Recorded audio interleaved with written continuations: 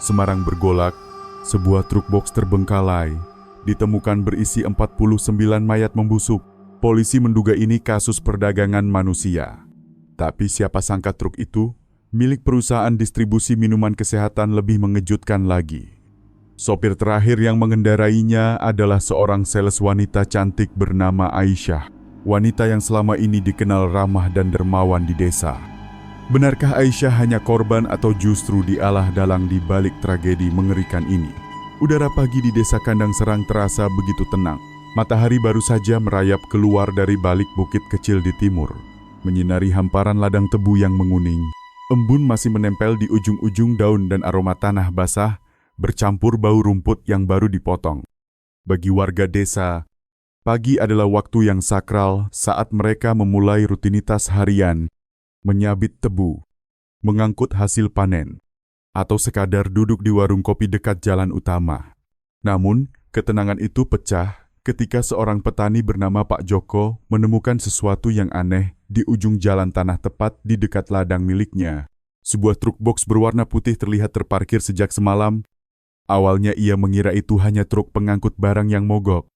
Tetapi ada sesuatu yang membuat bulu kuduknya meremang.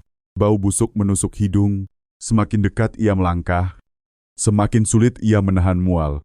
Pak Joko menutup hidungnya dengan kain lusuh, lalu mencoba mengintip ke bagian samping truk.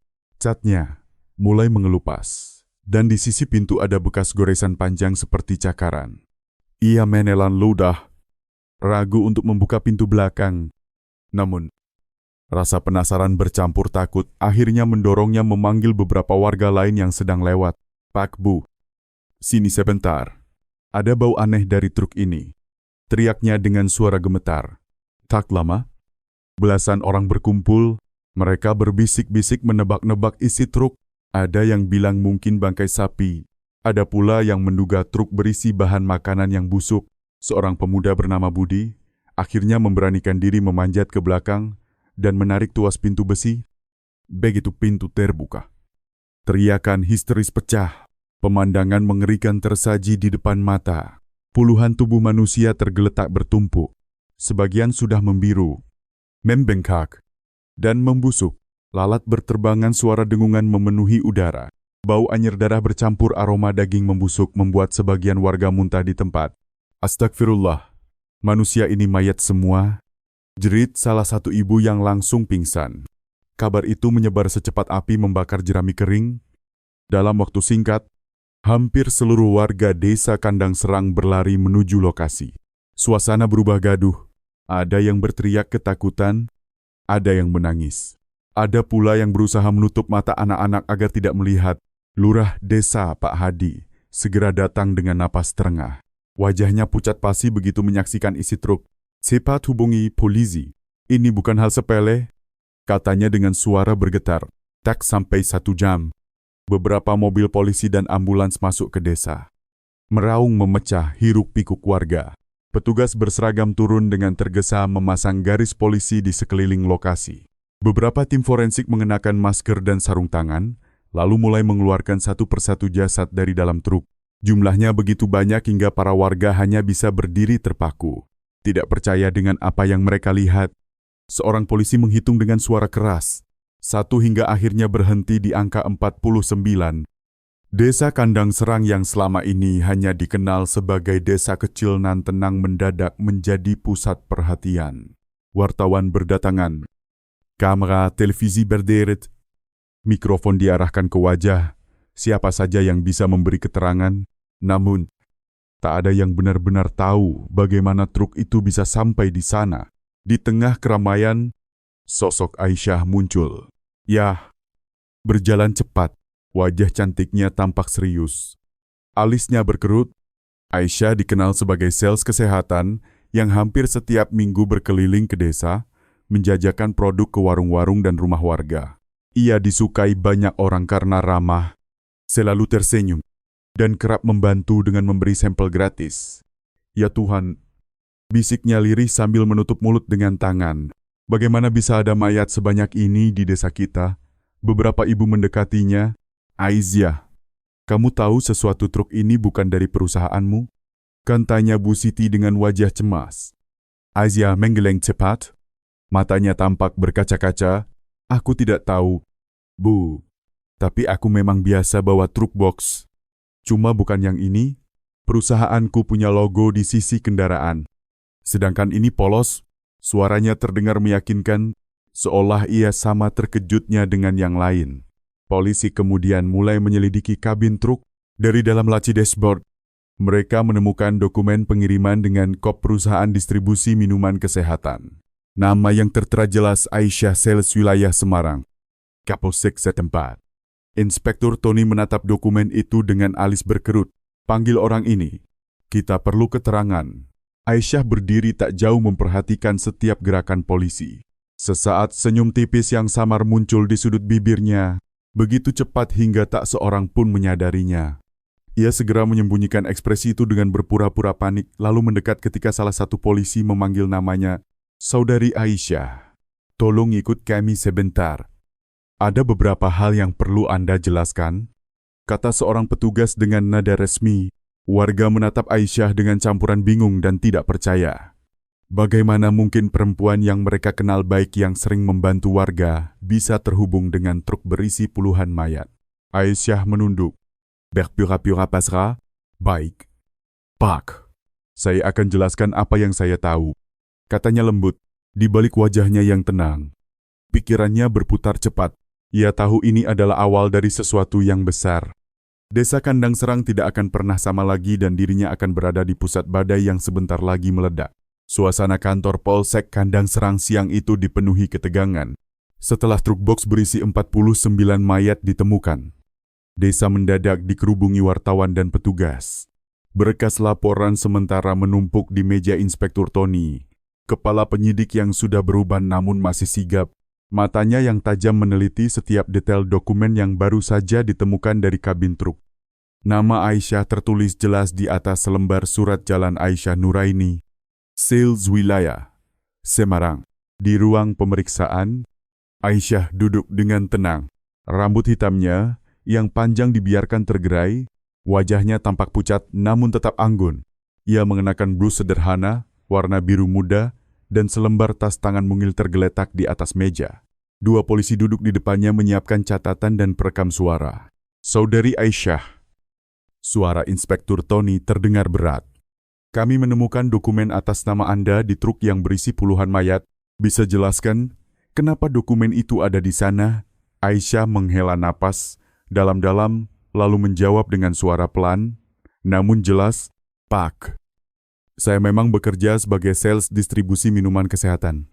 Perusahaan kami punya banyak truk box. Dokumen itu memang bisa saja keluar masuk karena kami sering pakai kendaraan bergantian. Tapi saya pastikan truk yang ditemukan bukan truk perusahaan saya. Perusahaan kami selalu beri logo besar di bodi samping. Jawaban itu terdengar masuk akal. Beberapa polisi saling pandang seakan ragu untuk menekan lebih jauh. Namun Inspektur Tony tidak puas. Ia bersandar di kursinya, menatap Aisyah tanpa berkedip.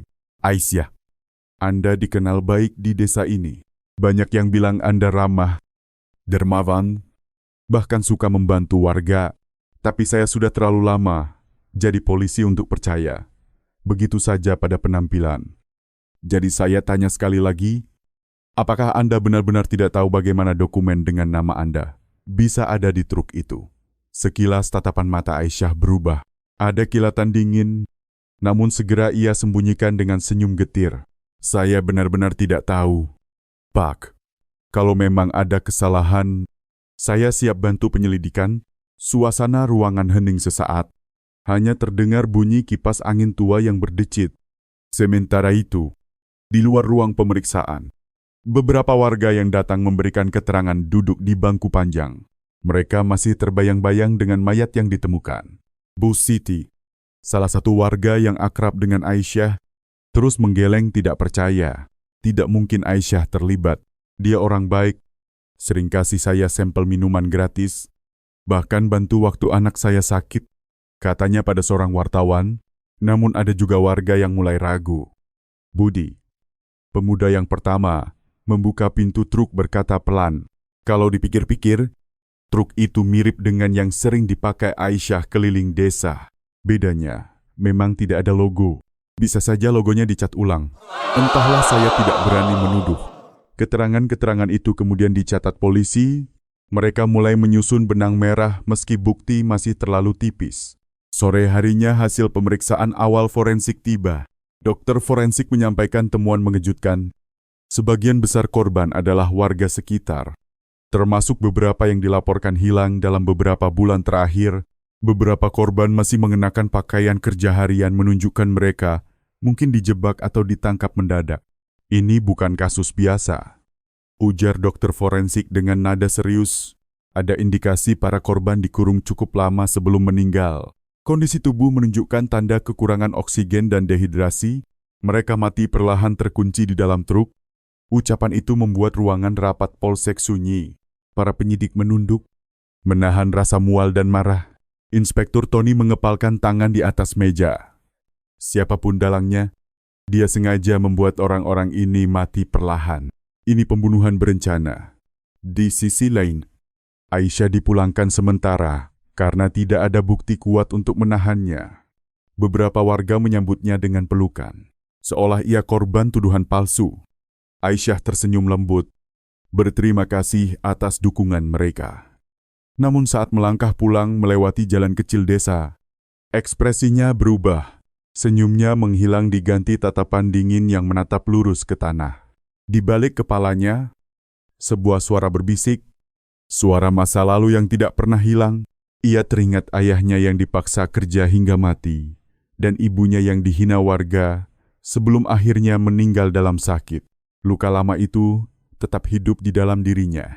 Ini baru permulaan, bisiknya pelan, hampir tak terdengar. Di kejauhan langit sore memerah. Desa Kandang Serang tampak sunyi, namun sesungguhnya badai baru saja dimulai. Polisi mungkin mengira mereka sudah memegang kendali, tapi Aisyah tahu, setiap langkah mereka bisa ia kendalikan. Sementara itu, 49 mayat yang tergeletak di rumah sakit menjadi saksi bisu akan tragedi yang lebih besar. Tragedi yang belum sepenuhnya terbongkar. Rumah sakit Bayangkara Semarang malam itu terasa begitu tegang. Lampu neon di ruang forensik menyinari dingin tubuh-tubuh kaku yang berjejer di atas ranjang besi. 49 mayat korban dari truk box Kandang Serang kini terbujur dalam keadaan mengenaskan. Tim dokter bekerja tanpa henti mencatat hasil autopsi. Satu persatu sementara aparat kepolisian menjaga ketat di sekitar area. Inspektur Tony berdiri di sudut ruangan, wajahnya serius. Hidungnya terasa perih oleh aroma formalin yang menusuk. Ia menunggu laporan dari dokter forensik. Seorang wanita parubaya bernama Dok Sinta yang dikenal teliti dan tidak mudah berspekulasi. Pak Inspektur, suara dokter Sinta terdengar tegas meski lelah. Hampir semua korban menunjukkan tanda-tanda kekurangan oksigen. Tidak ada luka berat atau tanda kekerasan fisik yang jelas. Mereka mati terjebak di dalam truk dengan ventilasi tertutup. Ada pula beberapa korban yang mengalami dehidrasi parah. Artinya mereka mungkin dikurung hidup-hidup sebelum akhirnya meninggal. Tony menghela napas panjang, menahan amarah yang bergejolak.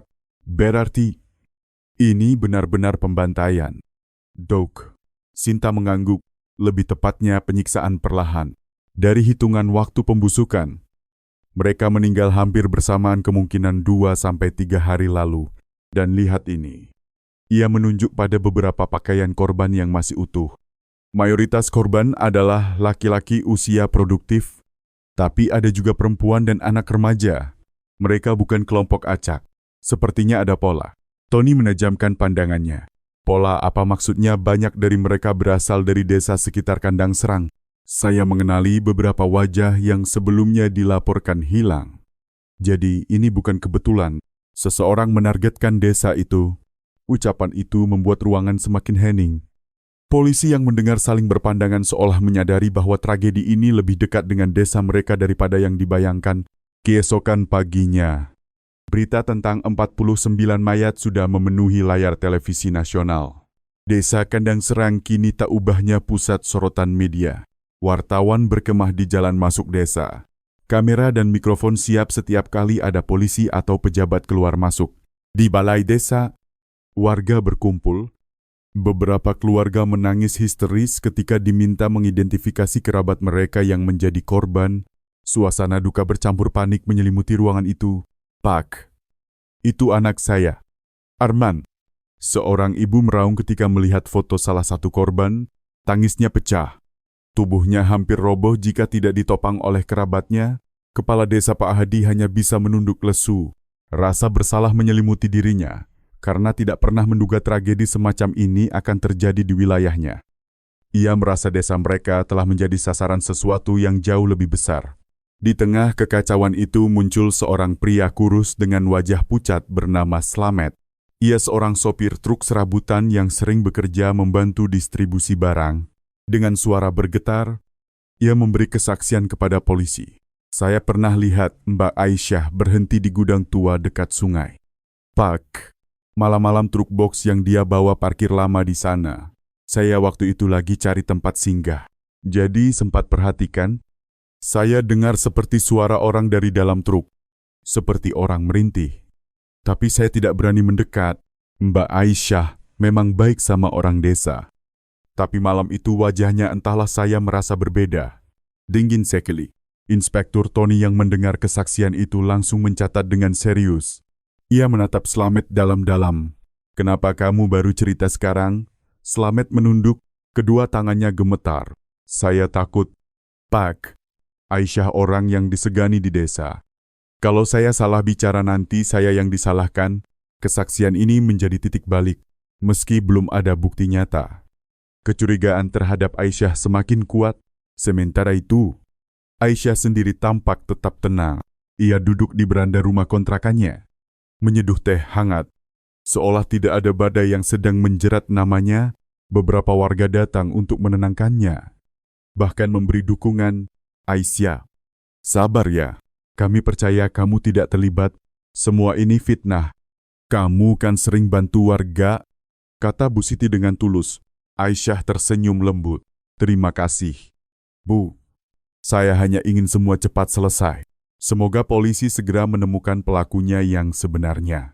Namun begitu Bu Siti pulang, wajah Aisyah berubah. Senyumnya lenyap, berganti tatapan dingin penuh rahasia. Ia masuk ke kamar, membuka lemari kecil dan mengeluarkan sebuah kunci besi tua. Tangannya mengusap kunci itu dengan perlahan. Bibirnya berbisik lirih. Belum waktunya terbongkar. Sabar. Sore hari, polisi kembali menghubungi Aisyah untuk dimintai keterangan tambahan di kantor Polsek. Inspektur Tony menatapnya dengan sorot tajam. Aisyah, ada saksi yang melihatmu di gudang tua dekat sungai. Bisa kamu jelaskan? Aisyah menatap lurus lalu tersenyum samar. Gudang tua, oh. Mungkin maksudnya tempat saya. Kadang berhenti, kalau lelah. Itu kan jalan sepi, saya sering parkir sebentar untuk istirahat. Kalau ada suara mungkin tikus atau kucing liar, saya tidak tahu. Jawabannya terdengar ringan, tapi tidak semua orang percaya. Dalam hati Tony berkata pada dirinya sendiri, perempuan ini pandai sekali bermain kata. Tapi ada sesuatu yang dia sembunyikan. Benang merah mulai terbentuk. Tragedi truk box bukan sekadar kecelakaan, melainkan kejahatan yang terencana dengan rapi. Dan di tengah semua teka-teki itu, nama Aisyah terus berada di garis depan kecurigaan. Malam itu, Tony berdiri di depan peta besar yang terpasang di kantornya. Titik-titik merah menandai tempat hilangnya warga selama beberapa bulan terakhir. Hampir semua titik mengarah ke satu pusat, Desa Kandang Serang. Ia menatap peta itu dengan rahang mengeras. Ini bukan kebetulan. Desa ini menyimpan rahasia besar, dan aku yakin Aisyah ada di tengah-tengahnya. Langit Desa Kandang Serang malam itu kelabu. Awan menutup bulan membuat jalanan desa yang biasanya riuh obrolan malam mendadak lengang. Hanya sesekali terdengar suara jangkrik dari semak dan gonggongan anjing dari kejauhan, di rumah sederhana di pinggir desa. Slamet duduk resah di kursi kayu. Tangannya gemetar memegang segelas kopi yang sejak tadi tak disentuh. Ia baru saja pulang dari kantor polisi setelah memberikan kesaksian tentang Aisyah. Kata-kata Inspektur Tony masih terngiang di telinganya. Keteranganmu penting, tapi hati-hati kalau benar Aisyah terlibat. Dia bukan orang sembarangan. Slamet tahu risikonya besar. Aisyah bukan hanya sales yang dikenal ramah, tapi juga punya kedekatan dengan hampir semua warga. Ia seperti memiliki mata dan telinga di mana-mana. Tiba-tiba terdengar ketukan pelan di pintu rumahnya. Tok, tok, tok. Siapa, tanya Slamet gugup. Tidak ada jawaban, hanya ketukan yang semakin keras. Tok, tok, tok. Dengan hati-hati Slamet membuka pintu. Namun halaman depan rumahnya kosong, hanya ada selembar kertas yang dilipat tertempel di daun pintu dengan pisau kecil menancap. Tulisan di kertas itu membuat wajahnya pucat pasi. Mulutmu bisa jadi kuburanmu. Diam atau mayatmu menyusul di truk berikutnya. Kertas itu jatuh dari tangannya. Selamat mendu. Napasnya memburu. Ia tahu ancaman itu bukan main-main. Keesokan paginya, kabar tentang ancaman terhadap Slamet sampai ke telinga Inspektur Tony. Ia bergegas ke rumah saksi itu bersama beberapa polisi. Saat tiba, mereka mendapati pintu rumah Slamet tidak terkunci. Slamet, kamu di mana? Teriak Tony sambil masuk ke ruang tamu. Namun yang mereka temukan, justru tubuh Slamet tergeletak di lantai dapur dengan leher terlilit kain, wajahnya membiru, matanya melotot. Ketakutan luar biasa. Sebelum ajal menjemput. Ya Tuhan. Salah satu polisi menutup mulutnya. Dia dibunuh. Tony berjongkok memeriksa tubuh Slamet. Tidak ada tanda perlawanan, berarti hanya luka kecil di pergelangan tangan seperti ia sempat berusaha melawan. Tapi kalah cepat. Ini bukan bunuh diri, ujar Tony dingin. Ini pembungkaman. Kematian Slamet membuat penyelidikan semakin rumit. Satu-satunya saksi yang berani bersuara kini telah tiada. Namun bagi Tony, ini justru bukti kuat bahwa kesaksian Slamet benar adanya dan seseorang berusaha keras agar kebenaran tidak terungkap. Sementara itu, Aisyah tetap tampil seperti biasa di hadapan warga. Ia berjalan di pasar, menyapa ibu-ibu, bahkan membagikan beberapa botol minuman kesehatan gratis. Senyumnya hangat, tutur katanya lembut, seolah ia sama sekali tidak terpengaruh oleh kegemparan yang melanda desa. Namun, beberapa mata kini menatapnya dengan curiga. Ada bisik-bisik kecil di belakang punggungnya. Katanya dokumen truk itu atas nama dia. Masa iya Aisyah sanggup begitu? Tapi kok pas banget saksi yang lihat dia malah mati? Entahlah. Kadang orang yang kelihatan baik justru paling menakutkan. Aisyah mendengar bisikan-bisikan itu. Tapi ia hanya tersenyum. Dalam hatinya ia tahu topengnya masih bekerja dengan baik. Warga masih bimbang, percaya pada kebaikannya atau mulai curiga. Di kantor polisi, Tony memanggil rapat timnya. Ia menempelkan foto-foto hasil investigasi di papan besar. Gambar truk, dokumen dengan nama Aisyah, peta desa, dan kini foto jenazah Slamet. Lihat pola ini, kata Tony sambil menunjuk peta. Korban-korban yang ditemukan di truk kebanyakan berasal dari wilayah sekitar sini. Dan orang yang terakhir kali terlihat membawa truk serupa adalah Aisyah. Sekarang saksi yang menyebut namanya mati dengan cara misterius. Semua ini bukan kebetulan. Seorang anggota tim bertanya, Pak, apakah kita punya cukup bukti untuk menahan Aisyah? Tony menggeleng pelan. Belum. Semua masih berupa indikasi. Kalau kita salah langkah, dia bisa balik menyerang dengan alibi dan dukungan warga.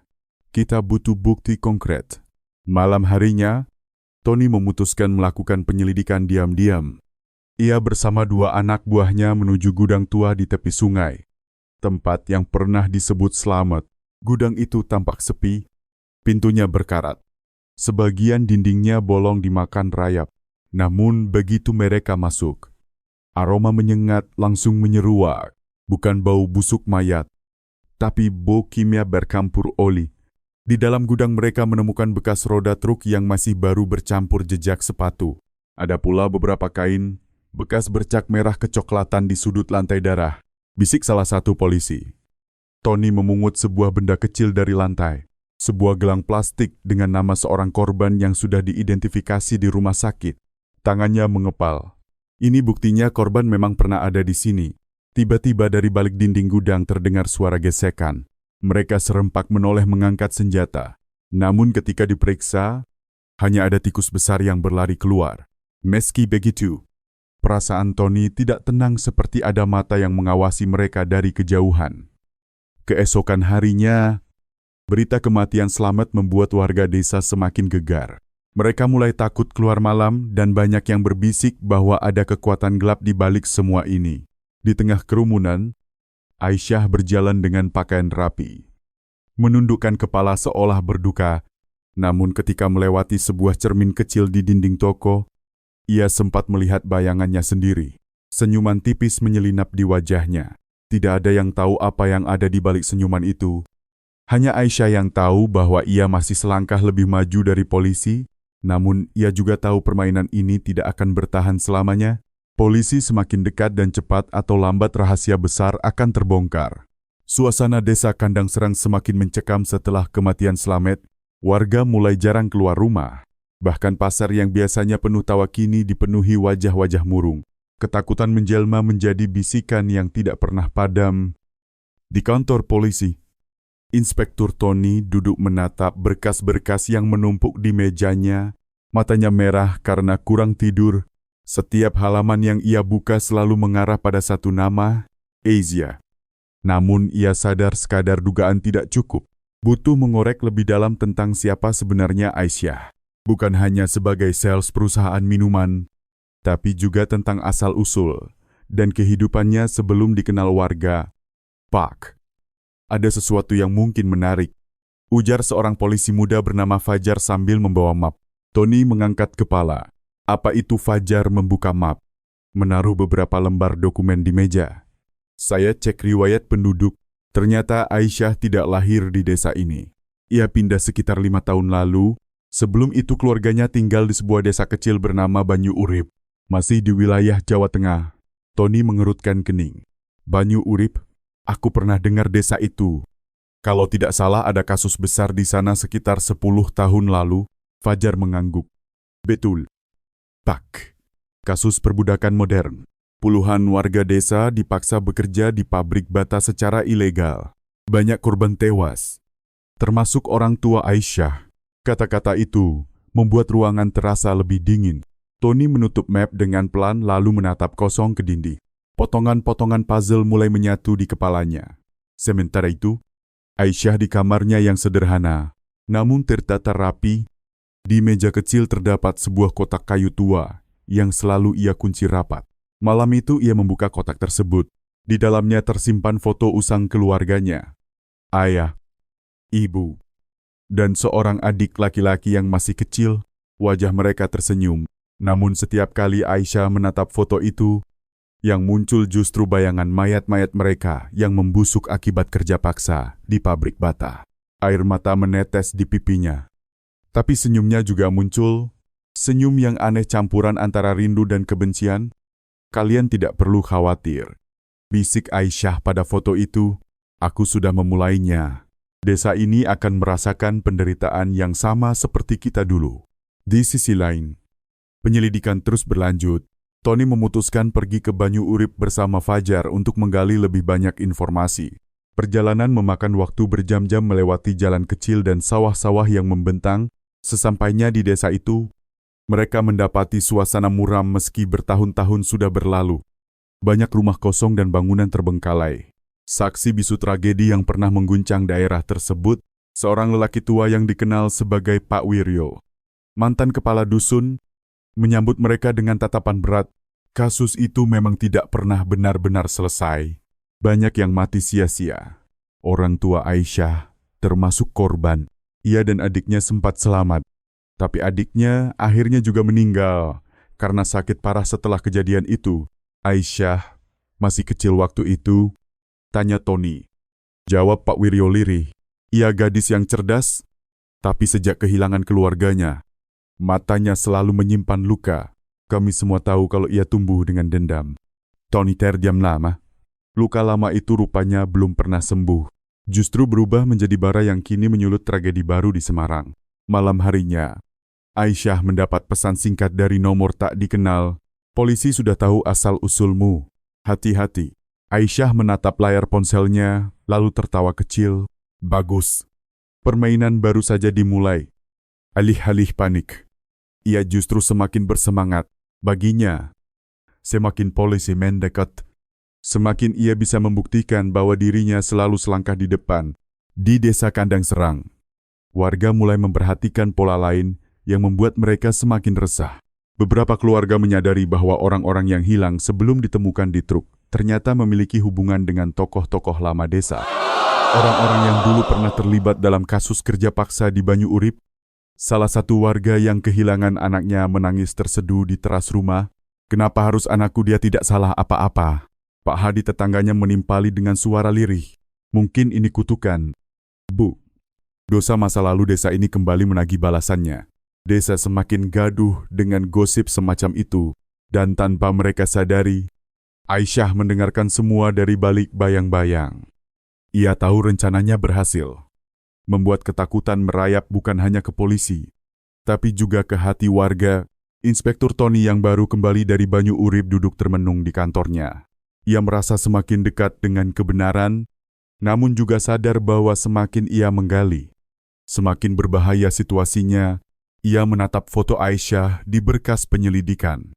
Wajah cantik dengan senyum ramah itu kini terlihat berbeda di matanya. Senyum itu menyembunyikan jurang kelam.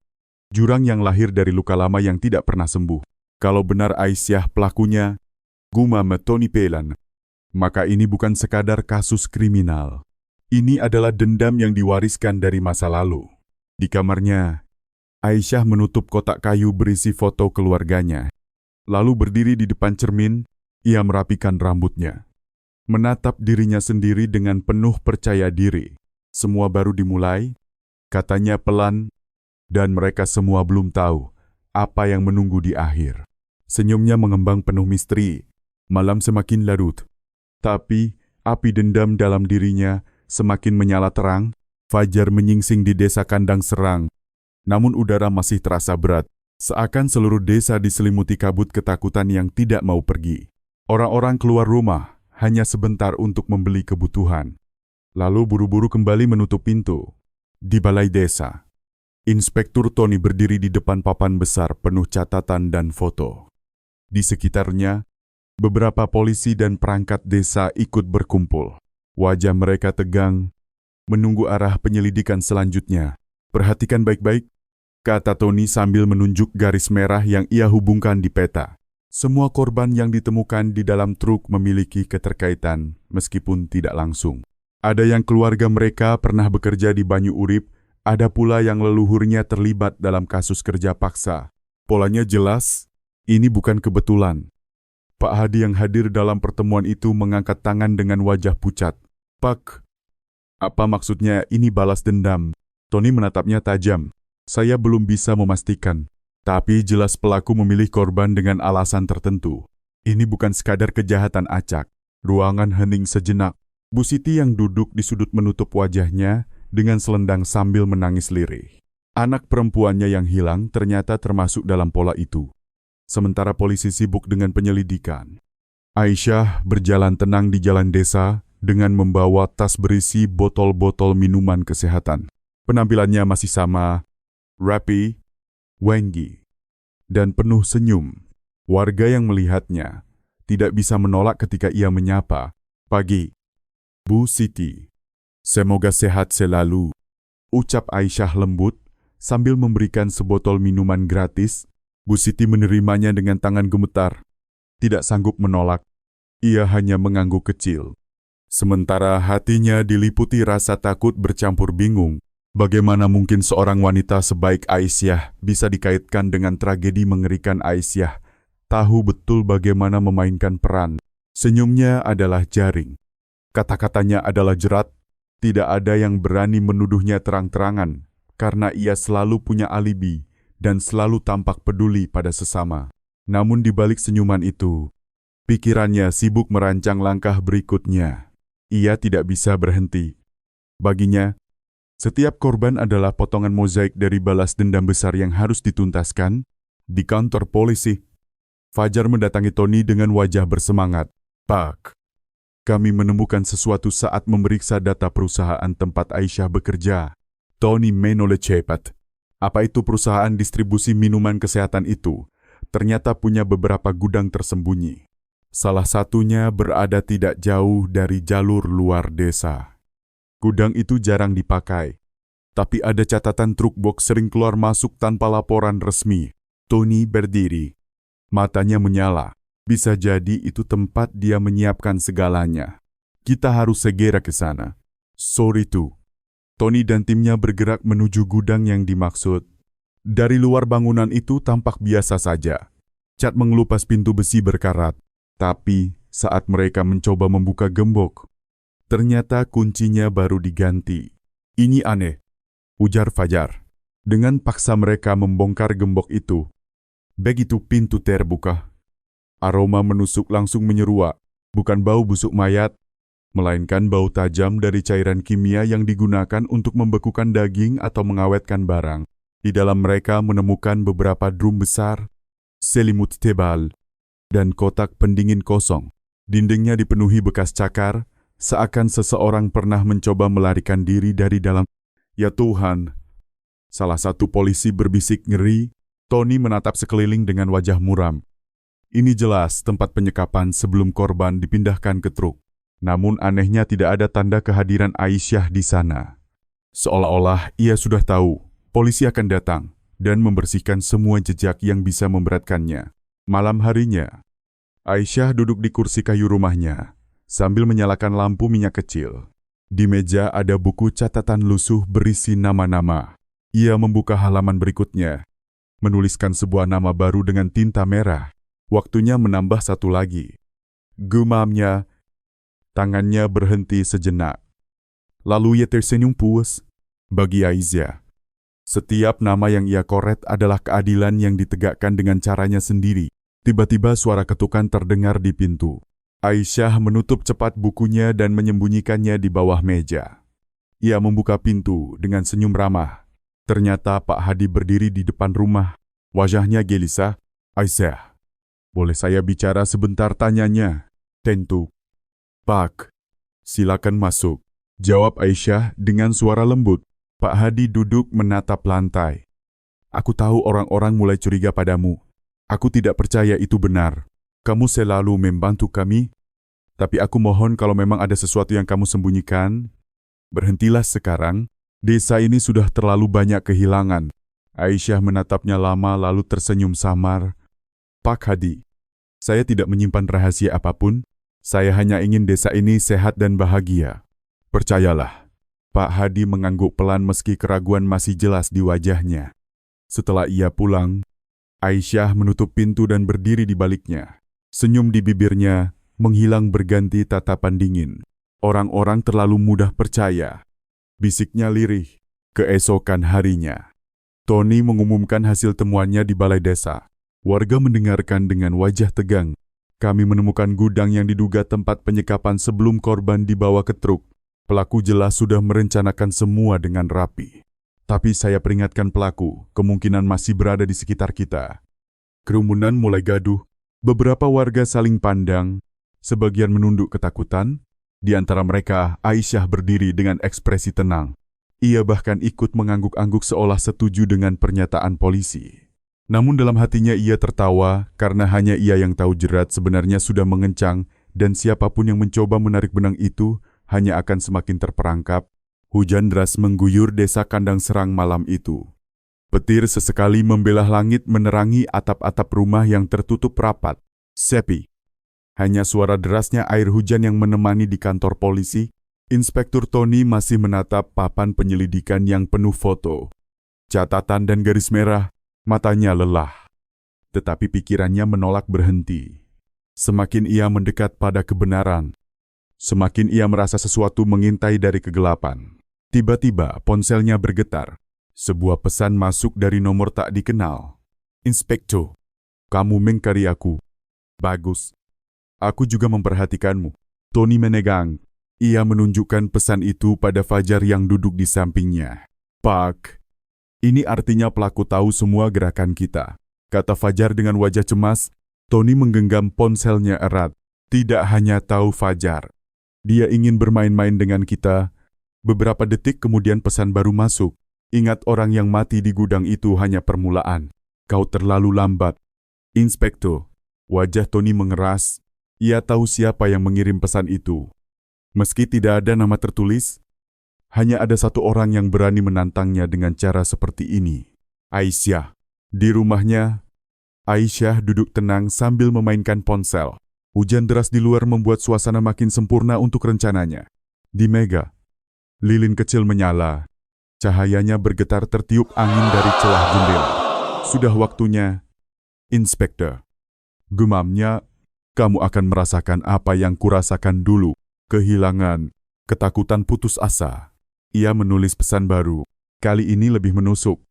Aku tahu di mana keluargamu tinggal. Tony, kau bisa melindungi desa, tapi bisakah kau melindungi rumahmu sendiri? Aisyah tersenyum tipis, membayangkan wajah Tony saat membaca pesan itu. Keesokan paginya, Tony benar-benar dibuat gusar. Ia mendapat telepon dari istrinya di rumah. Mas, tadi ada orang asing berdiri di depan rumah sebentar. Waktu aku keluar, dia sudah pergi. Tapi ada bunga mawar merah ditaruh di pagar. Apa maksudnya? Tony langsung merasa dadanya sesak. Dengar aku, jangan panik. Tutup semua pintu dan jendela. Jangan izinkan siapapun masuk. Bahkan yang mengaku polisi sekalipun, aku akan kirim anggota untuk menjaga rumah. Setelah menutup telepon, Tony mengepalkan tangan. Dia sudah mulai menyerang pribadi. Ini bukan sekadar kasus lagi. Ini perang. Fajar menatapnya khawatir. Pak, apa mungkin kita balik jebak dia dengan cara ini? Kalau dia suka main psikologis, kita bisa buatnya percaya kita tahu lebih banyak dari yang sebenarnya. Tony menggeleng. Tidak. Orang seperti dia tidak mudah terkecoh. Kita harus sabar kumpulkan bukti nyata. Tapi satu hal yang jelas, kita tidak boleh lagi meremehkan dia. Sementara itu di desa Rumor semakin tak terkendali. Ada warga yang bersumpah melihat bayangan seorang wanita berdiri lama di dekat rumah Slamet sebelum ia ditemukan tewas. Ada juga yang mengaku mendengar suara truk berderum di tengah malam. Padahal tidak ada siapapun di jalan. Pak Hadi yang semakin cemas mendatangi balai desa. Pak Tony, kami tidak tahan lagi hidup seperti ini. Orang-orang mulai pindah ke rumah kerabat di luar desa. Kalau ini terus berlanjut, kandang serang akan jadi desa mati. Tony menatap. Kami tidak akan membiarkan pelaku bebas begitu saja. Tapi kami butuh kerjasama. Jangan sembunyikan informasi sekecil apapun. Pak Hadi mengangguk meski matanya masih penuh ketakutan. Malam berikutnya, Tony menerima kiriman amplop berisi foto. Tangannya bergetar saat membuka. Foto keluarganya sedang berbelanja di pasar diambil diam-diam dari kejauhan. Di belakang foto itu tertulis, semua orang bisa jadi korban, Inspektur. Bahkan yang paling kamu cintai, Fajar yang melihatnya langsung terbelalak. Pak, ini sudah kelewatan. Dia mengawasi keluarga Bapak. Tony terdiam lama. Napasnya berat, namun sorot matanya semakin tajam. Dia ingin aku goyah. Tapi justru ini yang membuktikan dia sudah semakin terdesak. Di sisi lain, Aisyah duduk di kursi dengan segelas anggur murah di tangannya. Ia menikmati setiap detik permainan ini. Baginya, melihat musuhnya terguncang adalah kepuasan tersendiri. Namun di balik senyum itu, ada bayangan yang mulai menghantui dirinya sendiri. Kadang-kadang Aisyah mendengar suara adiknya memanggil pelan dari kejauhan. Kadang ia merasa melihat sosok ibunya berdiri di sudut ruangan. Aisyah menutup mata sejenak. Menahan emosi. Tidak. Ini belum selesai. Tidak boleh goyah. Semua harus merasakan penderitaan kita dulu. Hujan kembali turun malam itu. Tony berdiri di depan jendela kantornya, memandang derasnya air yang menutupi pandangan. Ia tahu Aisyah ada di luar sana. Mungkin sedang menatap ke arah yang sama. Baiklah. Aisyah, gumamnya pelan. Kalau ini permainan bayangan, aku akan bertahan. Tapi ingat, setiap bayangan pasti butuh cahaya untuk ada. Dan aku akan jadi cahaya itu. Senyumnya dingin.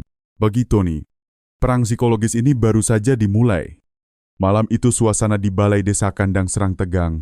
Warga berkumpul setelah Pak Hadi mendesak agar polisi memberi kepastian. Lampu-lampu minyak dinyalakan menerangi wajah-wajah pucat penuh ketakutan. Sudah terlalu lama kita dibayangi rasa takut, kata seorang warga. Suara gemetar. Orang-orang meninggal satu persatu. Dan sampai sekarang, kita hanya menunggu giliran. Sampai kapan Inspektur Tony berdiri di depan mereka?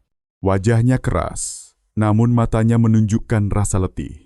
Saya tahu kalian resah. Percayalah kami terus bekerja. Pelaku semakin berani.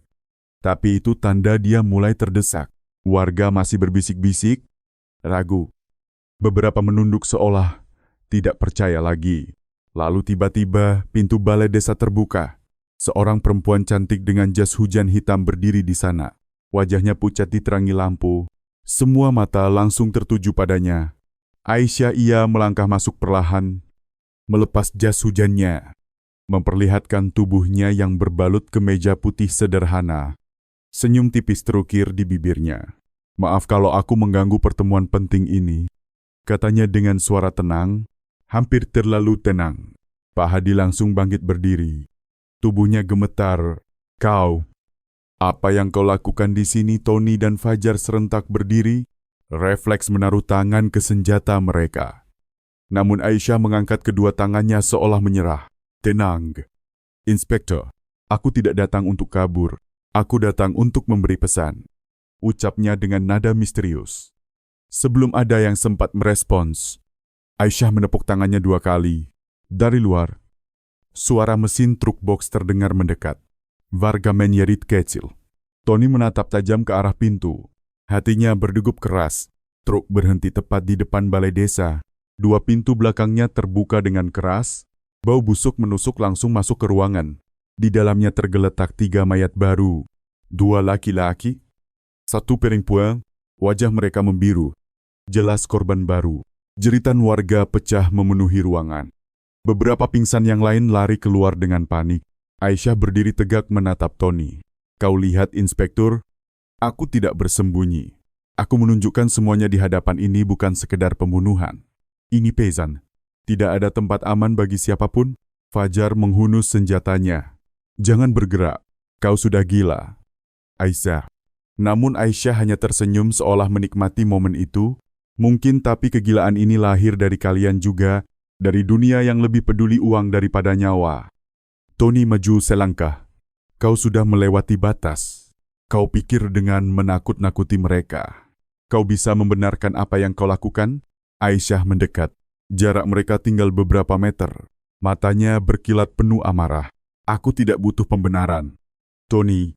Aku hanya ingin mereka merasakan rasa kehilangan yang selama ini kualami.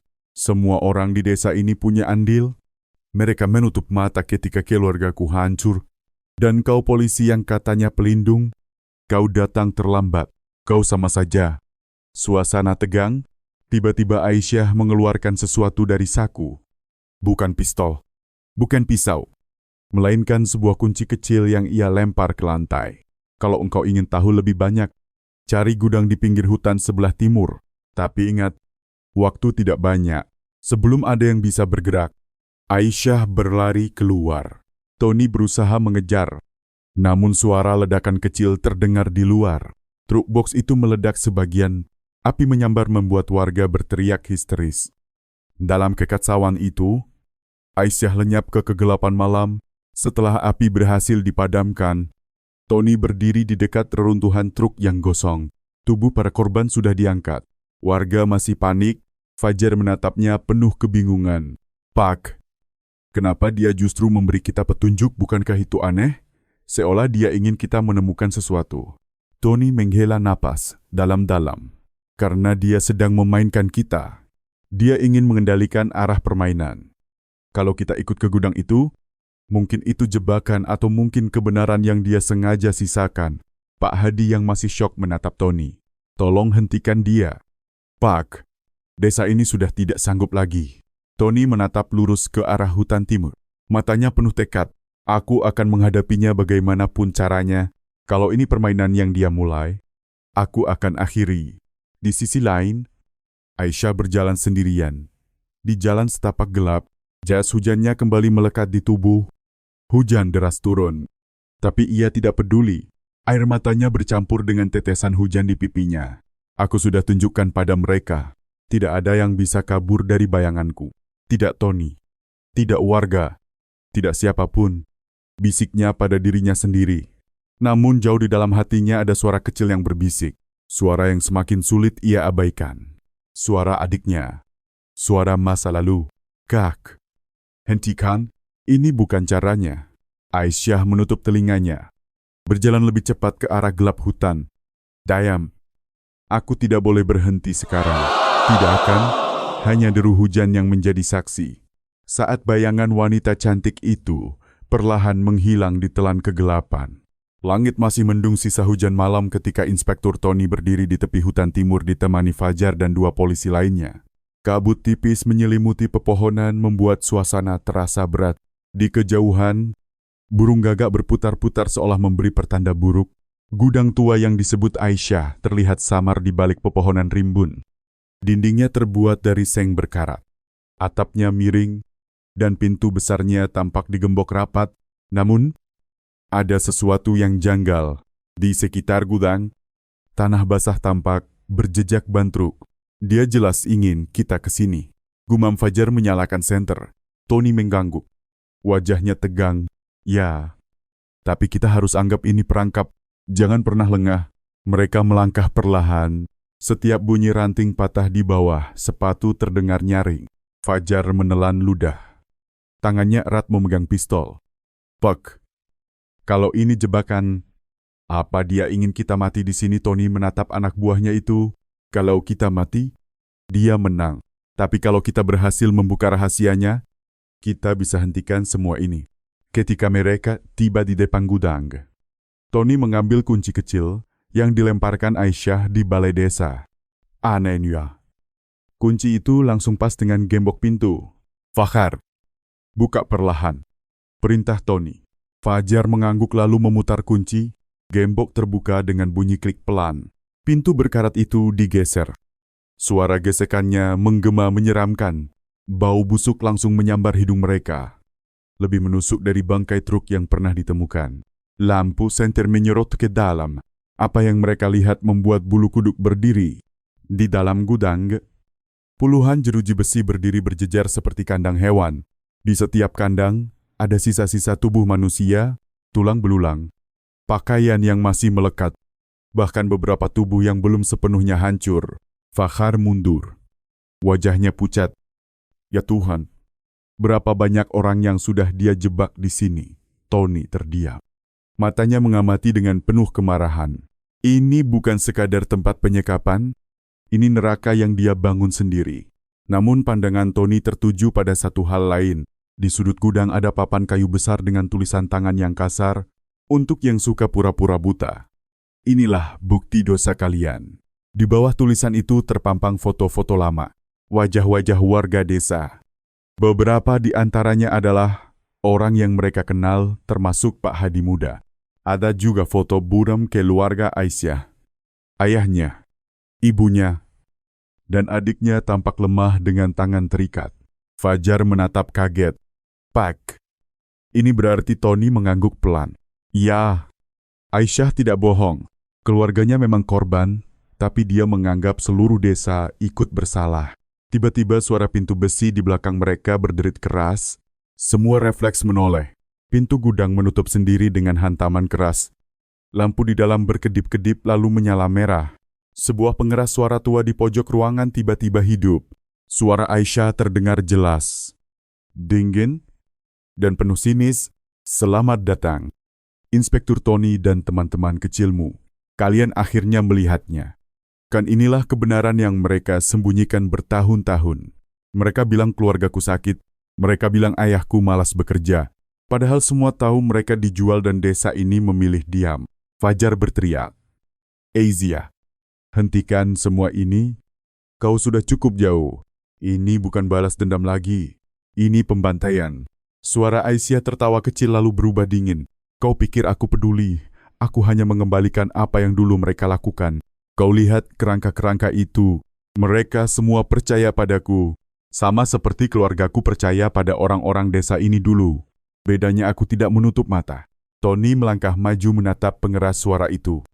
Kalau kau ingin aku tahu kebenaran, kenapa tidak menemuiku langsung? Aisyah. Kenapa harus sembunyi? Suara Aisyah terdiam sejenak lalu terdengar lirih. Karena kau sama saja. Tony, kau polisi, tapi kau hanya bergerak kalau ada sorotan media. Kau pikir aku tidak tahu. Kiluaka aku milapo. Tapi kalian diam. Kalian semua sama. Hening Sainek. Hanya bunyi tetesan air dari atap bocor yang terdengar.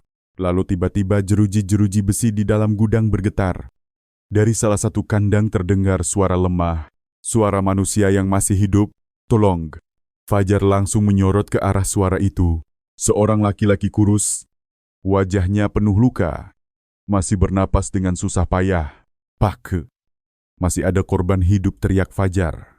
Namun sebelum mereka sempat menolong, suara Aisyah kembali terdengar. Kau bisa menolongnya, atau kau bisa menyelamatkan dirimu sendiri. Pilih cepat. Inspektur, karena dalam hitungan menit gudang ini akan jadi kuburan kalian semua. Tony tersentak menyadari sesuatu. Ia menyorotkan senter ke sudut ruangan.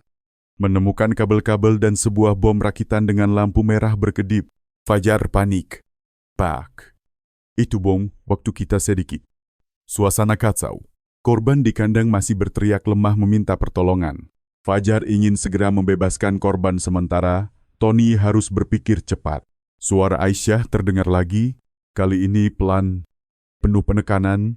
Sekarang kau tahu rasanya. Tony, memilih siapa yang pantas hidup dan siapa yang harus mati.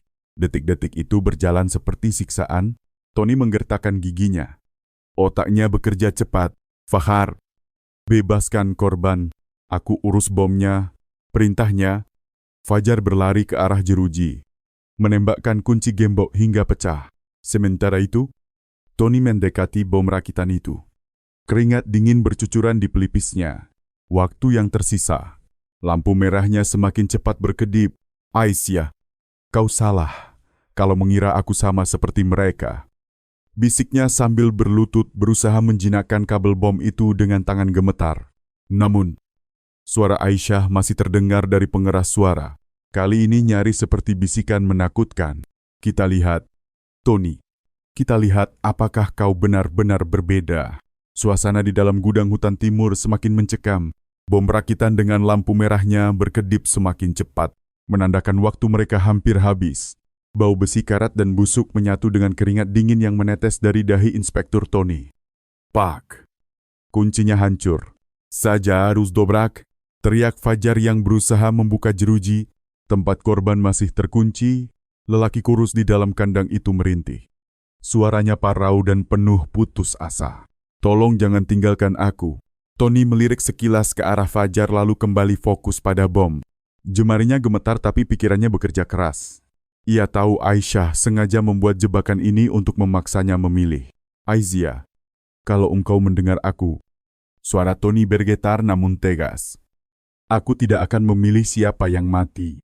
Tidak lagi kau ingin aku merasakan rasa bersalah. Tidak. Aku akan melawan caramu. Pengeras suara di sudut ruangan masih menyala. Suara Aisyah terdengar samar seperti senyum tipis terselip di dalamnya. Kau terlalu percaya diri. Inspektur, lihat saja berapa lama kau bisa melawan waktu. Lampu bom kini berkedip 2 kali lebih cepat.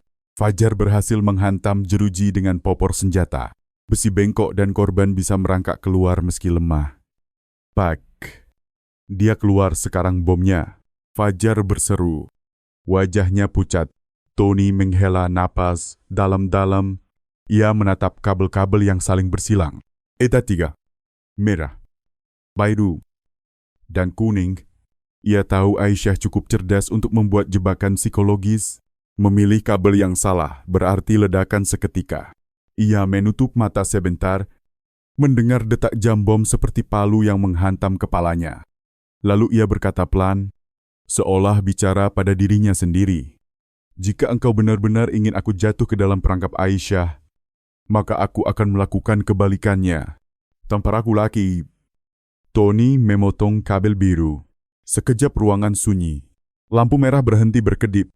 Bomichimachi, Fajar jatuh terduduk menarik napas panjang, hampir tidak percaya. Astaga, kita selamat? Pak, korban yang berhasil mereka keluarkan masih gemetar. Hampir tidak kuat berdiri. Tony cepat meraihnya. Menepuk bahunya. Tenang. Kau aman sekarang? Siapa namamu dengan suara serak? Korban menjawab. Namaku Joko. Aku dari desa sebelah. Dia Aisyah. Dia menawari pekerjaan, lalu kami dikurung di sini. Tony menatap matanya, melihat trauma mendalam. Berapa orang yang masih hidup? Joko menunduk. Air matanya jatuh. Hanya aku yang lain. Mereka mati satu persatu. Fajar mengepalkan tangan, rahangnya mengeras. Perempuan itu benar-benar iblis. Namun sebelum mereka bisa membawa Joko keluar, pengeras suara kembali hidup. Suara Aisyah terdengar jelas. Kali ini tanpa tawa, hanya dingin dan penuh luka. Kau memang berbeda, Tony. Tapi kau masih tidak bisa menghentikan aku. Bom itu hanya ujian kecil. Permainan sesungguhnya baru dimulai. Suara itu lalu mati. Sunyi. Tony menghela napas panjang lalu berdiri. Fajar bawa Joko keluar. Pastikan dia dirawat dan segera diberi kesaksian. Aku akan melaporkan ini ke markas. Fajar menoleh bingung. Pak, kau tidak ikut? Tony menatap jeruji-jeruji yang masih dipenuhi sisa korban. Aku belum selesai di sini. Aku harus tahu apa lagi yang ditinggalkannya. Pergi duluan cepat. Fajar ragu sejenak lalu mengangguk. Ia merangkul Joko dan membawanya keluar. Meninggalkan Tony sendirian di dalam gudang suram itu. Tony menyalakan senter dan berjalan lebih dalam. Ia menemukan sebuah meja kayu tua dengan map lusuh di atasnya. Tangannya membuka lembar demi lembar, dan ia membeku saat membaca isi dokumen itu. Di dalamnya ada daftar nama panjang kebanyakan dari desa Kandang Serang dan desa sekitarnya. Di samping nama-nama itu ada catatan terjual. Ilang atau mati. Di bagian bawah daftar ada nama-nama yang masih kosong tanpa catatan. Nama-nama itu adalah warga desa saat ini. Bahkan ada nama Fajar, Pak Hadi, dan beberapa tokoh penting lain. Ya Tuhan, gumam Tony. Dia sudah menandai target berikutnya. Suara ranting patah terdengar di luar gudang. Tony refleks mengarahkan senjatanya. Napasnya menahan. Dari celah pintu terlihat siluet seseorang berdiri. Siapa di luar, bentak Tony. Tak ada jawaban, hanya keheningan. Lalu bayangan itu bergerak cepat menghilang. Tony berlari keluar menyorotkan senter ke kegelapan hutan. Hanya ada suara jangkrik dan desau angin. Aisyah setelah datang lalu pergi lagi meninggalkan jejak samar. Di sisi lain, Fajar berhasil membawa Joko ke desa. Warga terkejut melihat ada satu korban yang selamat. Pak Hadi langsung menghampiri. Matanya berkaca-kaca. Anak ini dia dari keluarga Sastro. Mereka bilang sudah hilang 2 bulan lalu. Joko terisak, tubuhnya gemetar. Dia menipu kami semua. Aisyah, dia bukan orang yang kalian kira. Warga mulai berbisik-bisik, sebagian tidak percaya, sebagian lagi ketakutan. Pak Hadi menatap Fajar dengan wajah penuh cemas.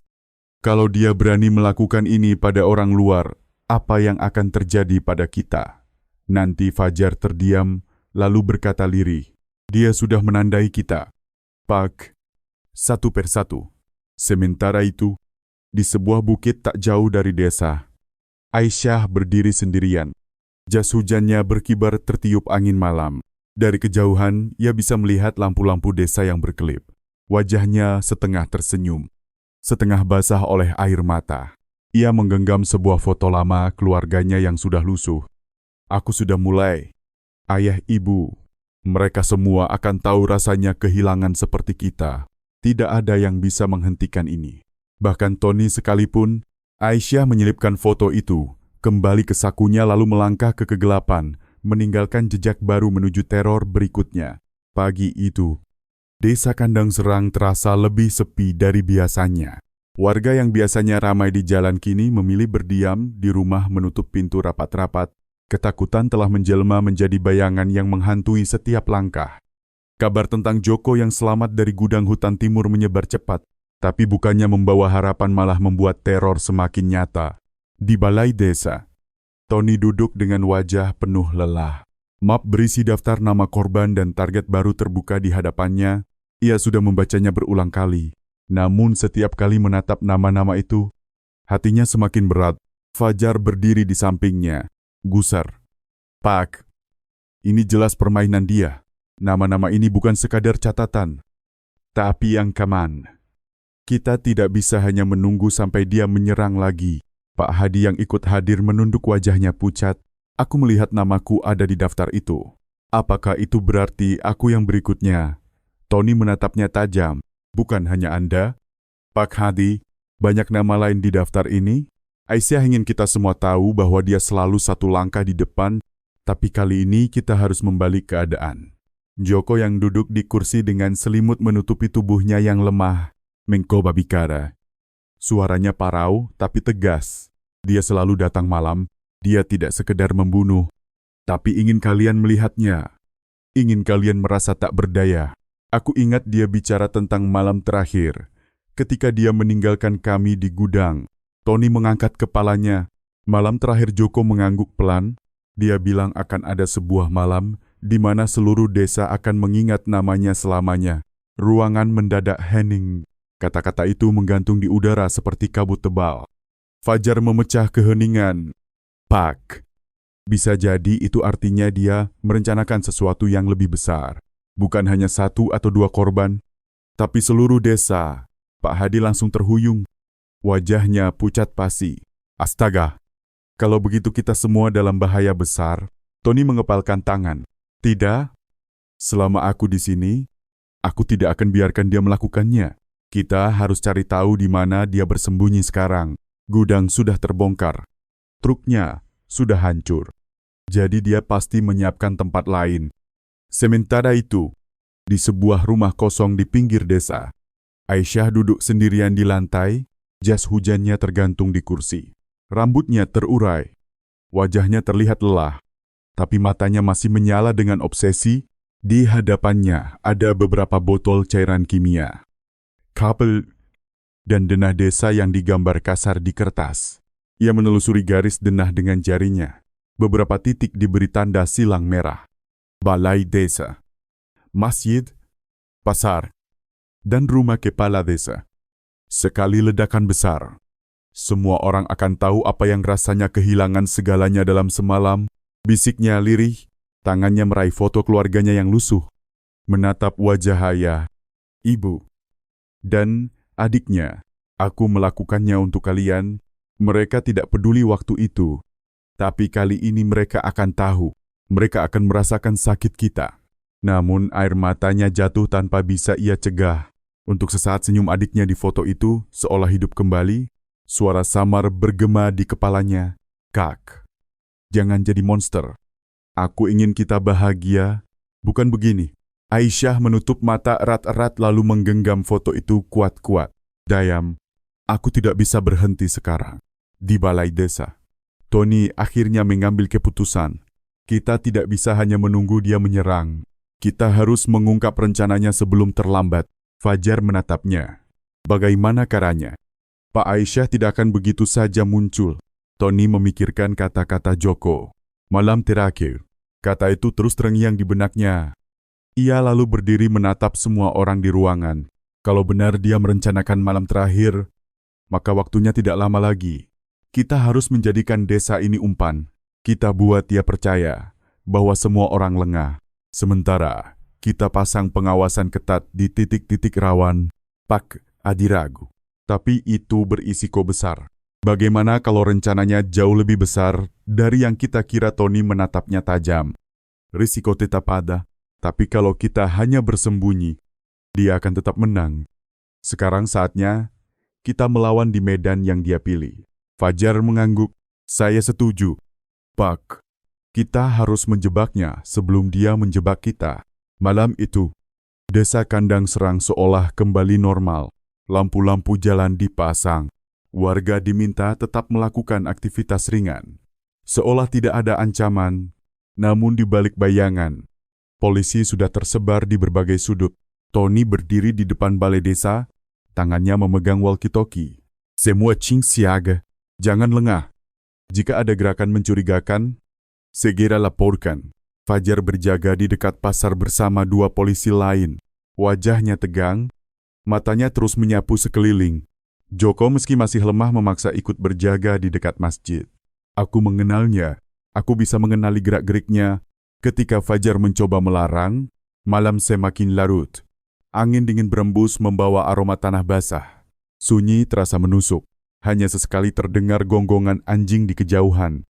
Lalu tepat menjelang tengah malam, lampu jalan di sisi timur desa tiba-tiba padam serentak. Pak, lampu di timur mati. Suara salah satu polisi terdengar di walkie-talkie. Tony langsung waspada. Semua tim arahkan perhatian ke timur. Jangan bergerak sembarangan sebelum ada perintah. Fajar berlari ke arah timur. Matanya menatap gelap yang pekat. Dari balik bayangan terlihat siluet seseorang berdiri. Rambut panjang tergerai. Jas hujan berkibar Aisyah. Bisik Fakhar. Wanita itu menatap lurus ke arah mereka, lalu perlahan mengangkat tangannya. Di genggamannya terlihat sebuah alat pemiku. Fajar langsung menodongkan senjata. Jangan lakukan itu. Namun Aisyah hanya tersenyum tipis. Suaranya terdengar jelas. Meski ia berdiri cukup jauh. Inilah malam terakhir, dan tidak ada yang bisa menghentikanku lagi. Hening menusuk ketika Aisyah berdiri di ujung jalan timur desa. Jas hujannya berkibar ditiup angin. Di tangannya alat pemicu kecil berwarna hitam berkilau terkena cahaya bulan. Para polisi menahan napas. Jari-jari mereka menggenggam senjata erat-erat. Namun tidak ada yang berani melangkah lebih dekat. Inspektur Tony bergerak perlahan. Matanya tak lepas dari Aisyah. Aisyah, kau tidak harus melakukan ini. Masih ada jalan lain. Letakkan alat itu dan kita bisa bicara. Aisyah tersenyum pahit. Bicara, apa gunanya bicara? Pak Inspektur, apa gunanya hukum ketika keluargaku mati sia-sia dan tidak ada yang peduli? Desa ini berpura-pura tidak tahu. Menutup mata pada penderitaan kami. Kini saatnya mereka merasakan apa yang kurasakan. Joko yang berdiri tak jauh dari sana langsung menjerit, Aisyah, jangan, aku ada di gudang itu. Aku tahu kau bisa lebih baik dari ini. Aku melihat air matamu saat engkau meninggalkan kami. Wajah Aisyah menegang sesaat, namun ia kembali mengangkat pemicu itu. Kau masih hidup karena aku membiarkanmu, tapi malam ini semuanya harus berakhir. Fajar menodongkan pistolnya. Suaranya bergetar menahan emosi.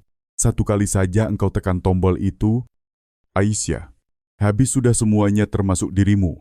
Kau kira dendam ini akan membuat keluargamu kembali? Aisyah tertawa getir. Tidak, Fakhar.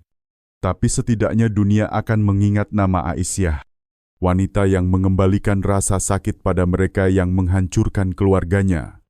Tony melangkah maju. Menurunkan pistolnya perlahan.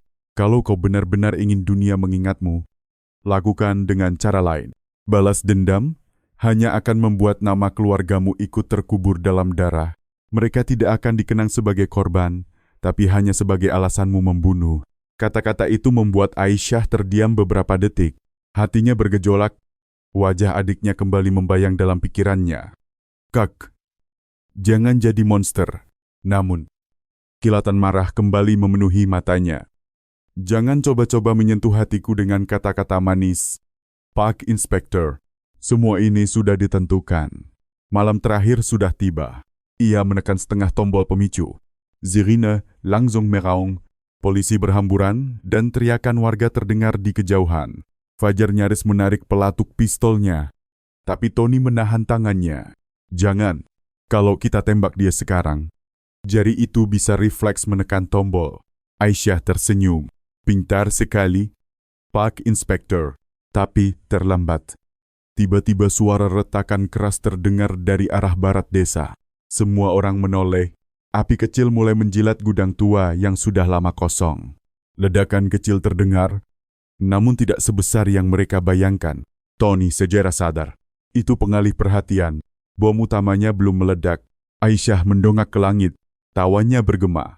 Benar sekali, kalian bahkan tidak tahu di mana aku menyembunyikan hadiah terakhirku. Joko menatap Aisyah dengan mata berkaca-kaca.